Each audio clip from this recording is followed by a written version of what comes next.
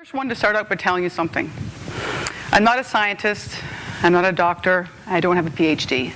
I wish I had all three or one. But I will tell you, I'm standing here today as a mom. And sometimes I'm more scared not to be standing here than standing here because it's kind of scary standing here. But I wanted to start out by showing you a picture of our earth, our home.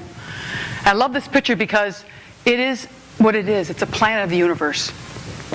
And if we took a picture of this 1,000,000 years ago, it would look like this. Oh, I think I need a clicker.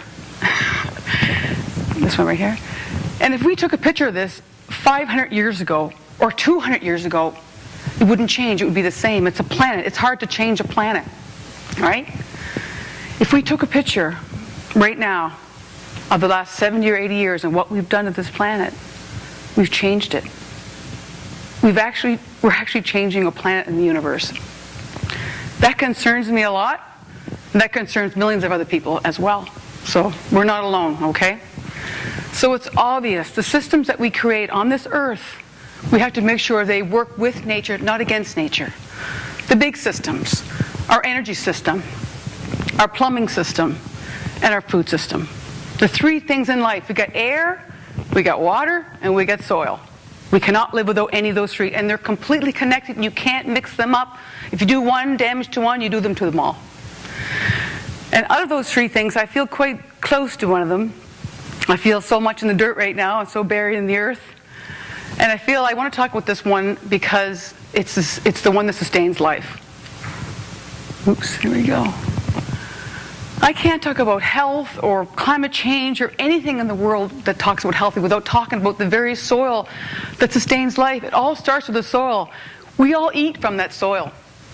When you think about it, every living thing on earth, every living thing, the birds and the trees and the plants and the humans and the animals, we all eat from that soil. And if that soil is rich with biodiversity and worms and life and it's strong, and so are we.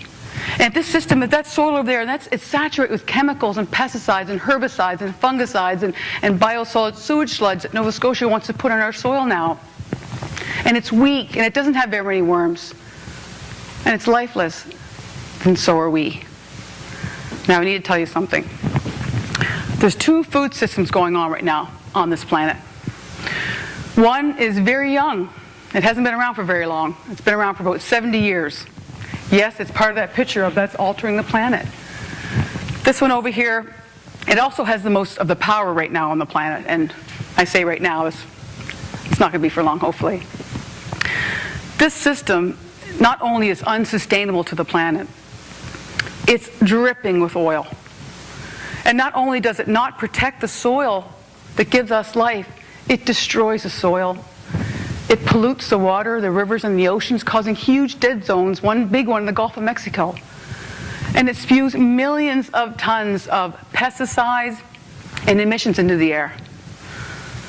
They say the soil, this energy system, it takes 10 calories of energy to make 1 calorie of food in this industrial food system. Now, to me, I look at that like I'm a restaurant owner. I'm going to hire 10 cooks to work on 1 meal. I would never do that. It's not productive. I'd be out of business in a day. They'd be out of business too. So the government helps them subsidize this huge conglomerate, this industrial food system, this factory farm system. Isn't it appetizing? I want something to eat from the industrial food system. Factory farming, they're not farmers anymore, they're chemists. It's not a good system. It's not sustainable. It's breaking down. It's on very shaky ground right now. This is such a big box for me to talk about. Over here, that's the young system, the young food system. When I walk over here, this is the old one, the one I'm cuddling up to. It's been around since the beginning of time. It's not only sustainable, it protects our soil.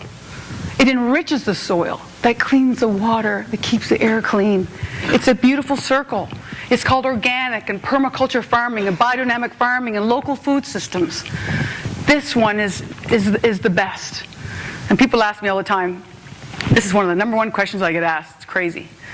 What is organic food? I simply just answer this. I said, organic food is what we've been eating and growing since the beginning of time. It's so far removed from food, so far removed.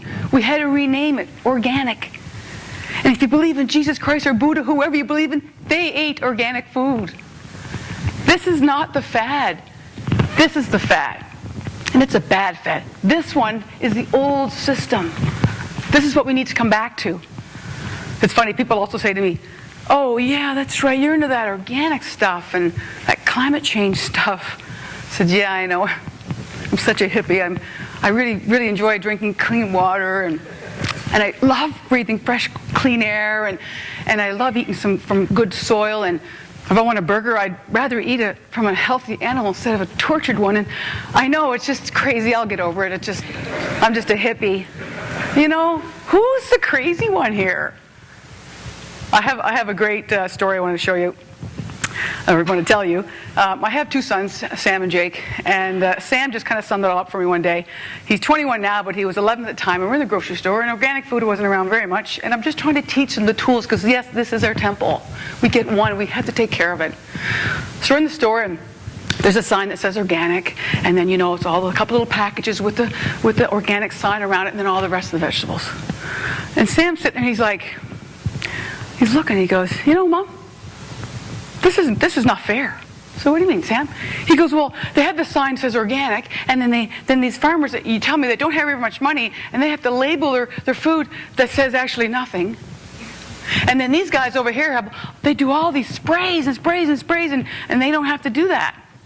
And they're the big corporations. I said, yeah, that's right, Sam.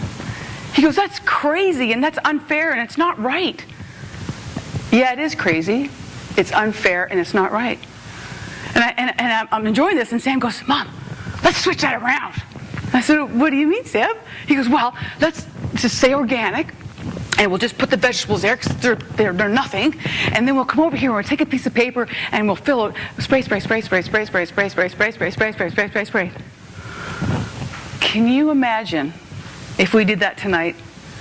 Tomorrow morning there'd be riots on the streets. Mothers and you guys would go up to the grocery store and go, okay, I'm going to make a fruit cocktail for my family, and I'm going to grab this apple and 26 sprays and these grapes, 36 sprays, and they're kind of like, what is going on here? And they go home and they make this fruit chemical cocktail and feed it to their family. It's crazy. And I just so happened to have a slide with a breakdown of that chemicals, an apple. Wow, let's see. What does that say? 36 sprays on your typical sprayed apple. Wow. Lots of crazy stuff. Causes birth defects and damages reproductive systems and hormones. And you know what the thing is? They don't tell you how many times they do that. I looked into it. 16 times. 16 times. Spraying over the apple orchard, poisoning the soil, weakening, poisoning the waters, the air. This is absolutely not sustainable. And people say to me, well, no, organic food is the same, and you have to wash it. And they say, well, organic food is too expensive.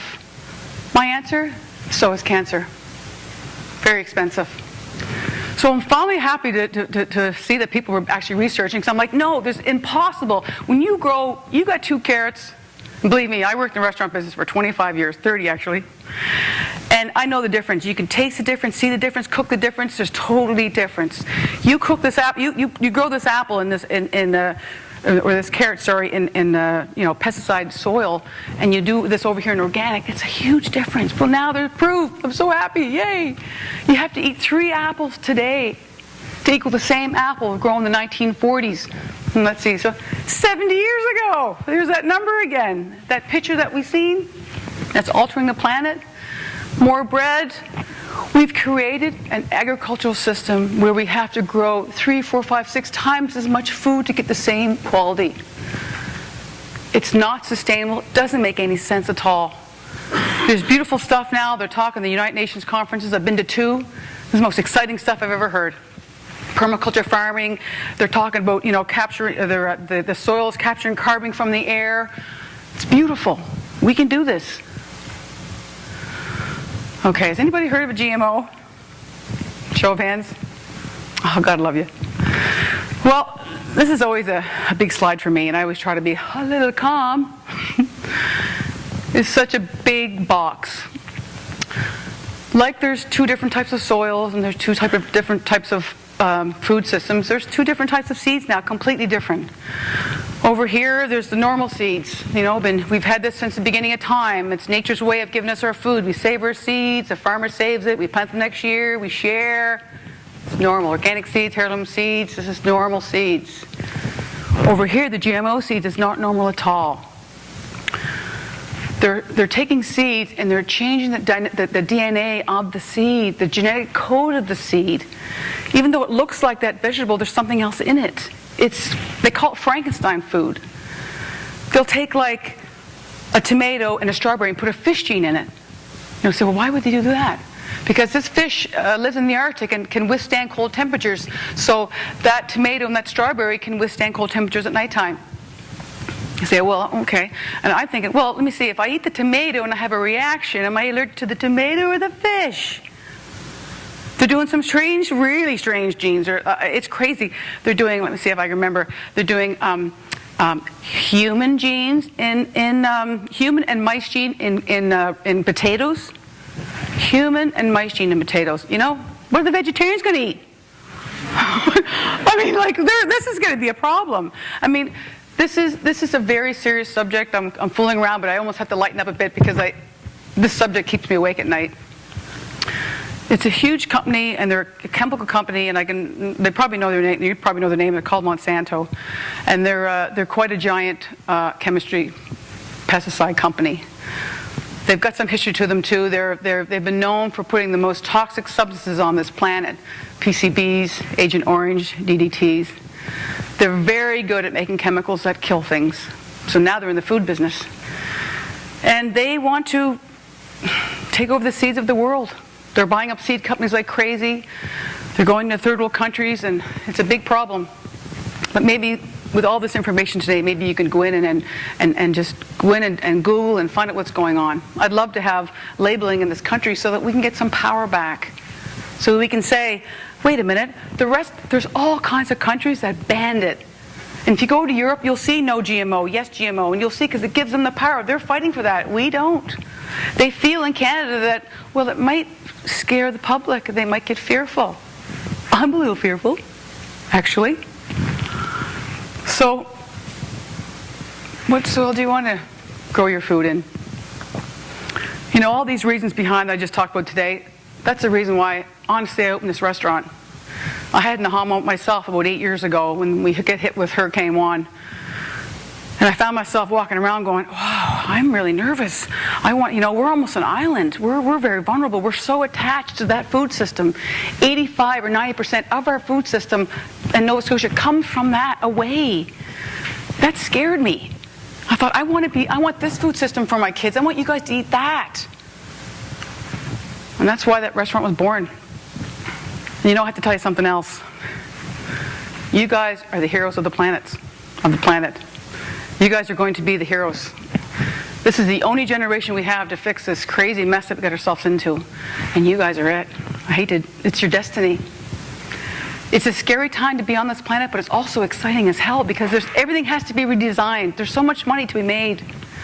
But your kids will ask you one day, and they'll say, Mom and Dad, wow, what was it like to be on that planet that time? Melting glaciers, industrial food systems, GMOs, wow. Yeah, you know what? It was pretty scary. But we did it. We rallied. We went green. It's all good. Maybe we can't change the planet, but we can certainly change our spot, our place right here in Nova Scotia. And by doing that, we are changing the planet, right? That's the dream I have for this province. Thanks.